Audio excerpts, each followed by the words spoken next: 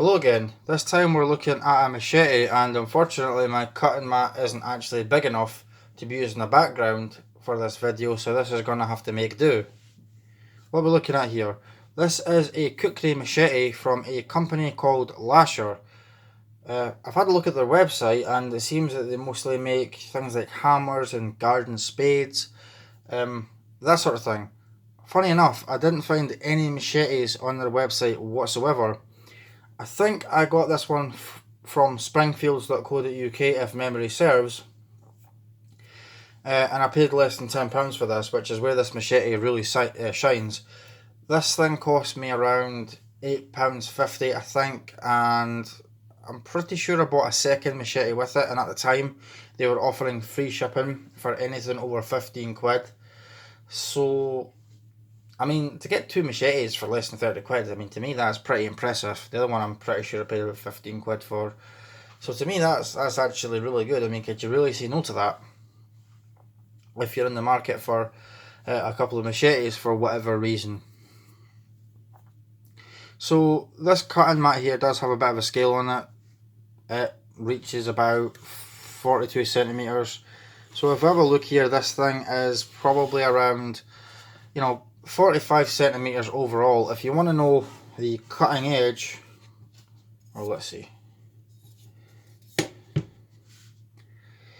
cutting edge here is about 30 centimetres, which is not bad, and the overall blade length is about 34 centimetres.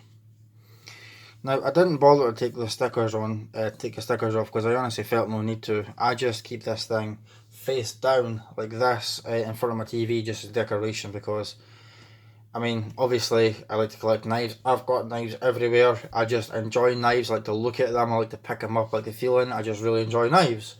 So that's what this is. Perhaps for a lot of you, you probably think, no way in hell would you use this as a decorative item. Fair enough, but to me that's what I want to do with it. I want it in my collection. And me personally, I've got no real use for a machete. I don't really have anywhere I could use it or anything, so I just like to collect them. So there we go. The company logo on the sticker, Lasher. Like I said, I just didn't want to take it off. I didn't see the point. And a poly handle. Now, it's not discomfortable, but I wouldn't say it's comfortable either. It is textured, so that'd probably be a good thing for when it's wet or slippery. That'll probably help you get a grip. But I've got a feeling this would give you blisters big time after prolonged use. I would imagine over half an hour you're going to be blistered and you're going to want to not use it. So just keep that in mind. You'll probably want to wear gloves with it. If I ever do get a chance to use this thing, say I take it out camping, then I'll probably report back to you. We do have a lanyard hole on this machete, which to me that's a sensible thing to have on a machete, so you could put a piece of cord around and then you wrap the piece of cord around your hand to stop the machete going flying, because the last thing you want to do is be out camping in the middle of the woods, chopping at something and then you throw a machete through your pal's face. Not ideal. You're having a lot of questions to answer. So here we've got the company name also quite deeply engraved there actually, and that's really the only markings on this knife. There's no any other markings, nothing about where it's made, the company's there, Lasher. Nothing about the steel. I could not tell you what the steel is. Probably some sort of high carbon, although the most information on this knife is right here on this other sticker, proudly made in South Africa, with the South African flag on there. To be really honest with you, there's not really that much more to say about this machete. It's just cheap and cheerful. I haven't really seen any videos on this machete online pretty much at all, and I think the only place I could find that sell these is like I said, springfields.co.uk.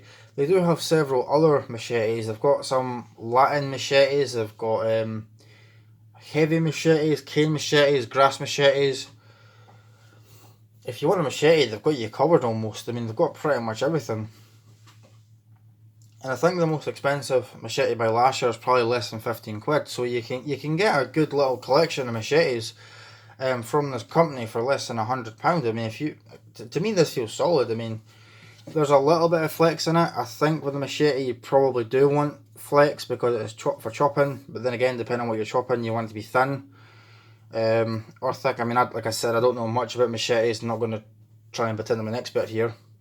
Let's just have a little look at the grind here. It almost looks Scandi ground, although we do have a secondary bevel. You can't really see on this side, can you? But it's so much easier to see, but I can assure you it is ground on the other side. It's just, well, it's hand ground, isn't it? So it's not going to be consistent. Sharpness out of the box, I've seen worse. I've seen a lot worse. I think you could probably put an edge on that fairly easily with a file, or at least from the tip to this portion of the belly here. I'm not going to lie, I find sharpening curves like this kind of intimidating because it's something I'm not used to doing. I'm not very well practiced with it. I mean, I can sharpen knives. I know I've said that plenty of times before. It's not just that I'm bad at sharpening. It's just, I don't know, maybe I'm just not used to it. Just today, actually, I sharpened an axe to, well, razor sharpness, to be honest. Sharp enough to cut hair off your arm. But we'll see. I don't really see me sharpening this just being a decorative piece, to be honest. I know some people like to put a mirror polish on their edges on a lot of the blades, and I like to do that too sometimes, but a blade like this, that would be a major pain in the ass to do, and I don't use any sort of sharpening system. I just do it all by hand. I don't really see the point in those sharpening systems, to be honest. I'm not really a fan of the idea. I do want a landscape sharpening system, but to be really honest with you, I don't like it. I'd rather just use the stones by hand. I suppose I'll leave it at that before I keep rambling on. Like I said, this is just a cheap and cheerful machete for less than 10 quid. In fact, you know what, while we're here, let's just compare it to this. Maybe not the most ideal thing to compare a machete to, but just as a quick reference for size, this is the Mini Gap Blank Firer. UK legal specifications, of course. Top venting. So there you go, at least there's something to compare it against. Well, anyway, thanks for watching. Let me know your thoughts in the comments below. I'll see you later.